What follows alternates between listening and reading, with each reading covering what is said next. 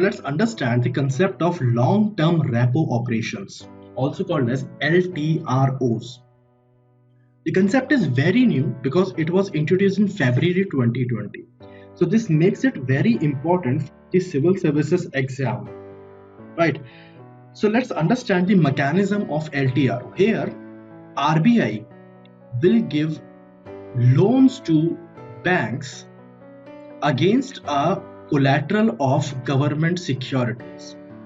So if you can remember, then the same mechanism was discussed when we discussed the facility of LAF, that is a liquidity adjustment facility, जिसमें हमने पढ़ा था repo और reverse repo. वहां पर भी almost same mechanism was there, and particularly in repo, the same thing will be followed in LTRO, but the only difference is that यहाँ पे the term of the loans or the maturity period of the loans can be of two types, either of 1 year or of 3 years. या तो 1 साल के लिए या 3 साल के लिए loans दिए जाएंगे for banks. You can see here the tenor period. Tenor is nothing but the maturity period of a loan. So 1 year or 3 year will be the tenor period of these loans. Next thing is that for the time being, as per the latest circular that was released by RBI, almost 1 lakh crore of money will be transferred to banks under this particular facility.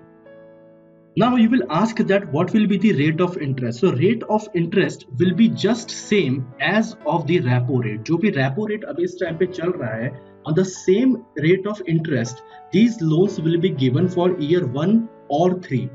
Again, the collateral will also be same just as under the LAF. So government securities, or you can take T-bills, treasury bills as a collateral that can be given by banks to RBI. So it is almost a kind of big brother of LAF arrangement.